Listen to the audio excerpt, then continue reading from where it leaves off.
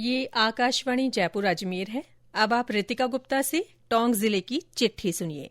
इसके लेखक हैं अशोक कुमार शर्मा। जिले में विजय दिवस पर 16 दिसंबर को सैनिकों के सम्मान में कई कार्यक्रम हुए। इस अवसर पर जिला कलेक्ट्रेट सभागार में आयोजित कार्यक्रम में पूर्व सैनिकों को साफा पहनाकर और वीरांगनाओं को शॉल ओढ़ाकर सम्मानित किया गया। जिला कलेक्ट्रेट कार्यालय से शहीद स्मारक तक पैदल मार्च भी निकाला गया। गौरतलब है कि 16 दिसंबर को 1971 के भारत पाकिस्तान युद्ध में भारत की जीत के उपलक्ष्य में विजय दिवस मनाया जाता है। टोंक का स्थापना दिवस महोत्सव 24 से 26 दिसंबर तक मनाया गया। इस अवसर पर टोंक के ऐतिहासिक स्थलों पर विशेष और आकर्षक रोशनी की गई। महोत्सव के तहत जिले भर में कई कार्यक्रमों का आयोजन हुआ। 3 दिवसीय महोत्सव में शोभा यात्रा निकाली गई। इसके अलावा मेहंदी, रंगोली और शतरंज तथा क्रिकेट प्रतियोगिता का आयोजन किया गया। महिलाओं के लिए संगीत प्रतियोगिता भी रखी गई। पिछले दिनों संभागीय आयुक्त भंवरलाल मेहरा ने जिला मुख्यालय पर जनसुनवाई की।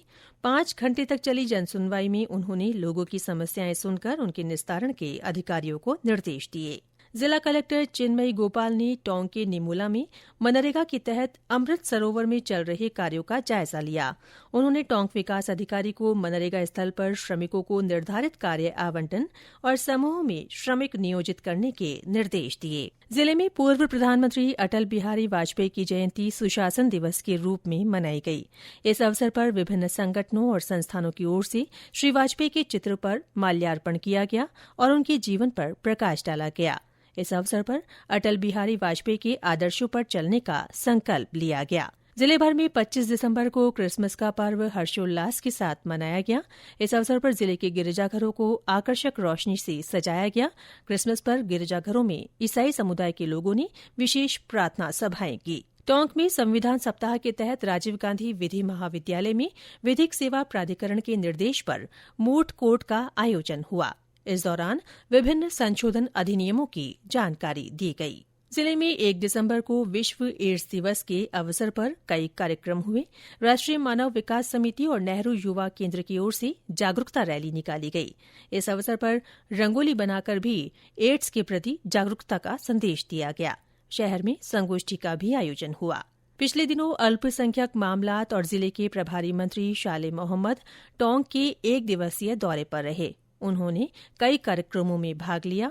इस अवसर पर मंत्री ने कहा कि राज्य सरकार ने समाज के कमजोर वर्ग के लोगों को आगे बढ़ाने और उन्हें विकास की मुख्य धारा में लाने के लिए कई योजनाएं चला रखी हैं।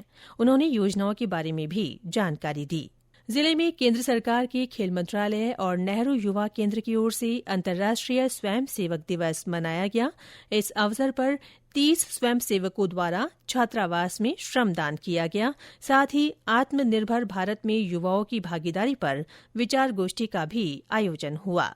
पिछले दिनों संविधान निर्माता बाबा साहेब डॉक्टर भीमराव अंबेडकर की पुण्यतिथि को महापरिनिर्वाण दिवस के रूप में मनाया गया।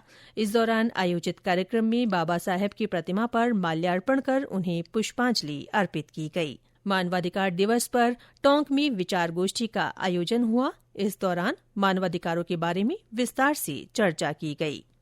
निवाई के डॉक्टर के.एन. मोदी विश्वविद्यालय के 200 छात्र छात्राओं के दल ने पिछले दिनों टोंक में अंतर्राष्ट्रीय संस्था मौलाना अबुल कलाम आजाद अरबी फारसी शोध संस्थान का भ्रमण किया। विश्वविद्यालय की डीन डॉक्टर मीनू गंगेल ने बताया कि भ्रमण के दौरान छात्र छात्राएं संस्थान में संग्रहित सामग्री को देखकर अभिभूत हुए। वहीं संस्थान के इतिहास सहित टोंक के शासकों के बारे में भी जानकारी ली। जिले में विश्व प्रदूषण रोकथाम दिवस पर रैली निकाली गई। रैली में प्रदूषण की रोकथाम के प्रति लोगों को जागरूक किया गया। टोंक के देवली में भ्रष्टाचार निरोधक ब्यूरो की टीम ने एक सहायक पुलिस उप निरीक्षक को 5,000 रूपये की रिश्वत लेते हुए रंगे हाथों गिरफ्तार किया। आरोपी सहायक उप निरीक्षक ने परिवादी से उसके विरुद्ध दर्ज रिपोर्ट में कार्रवाई नहीं करने की एवज में ये रिश्वत ली थी। जिले में इन दिनों तेज सर्दी का असर बना हुआ है। वहां न्यूनतम तापमान 10 डिग्री से कम दर्ज किया जा रहा है।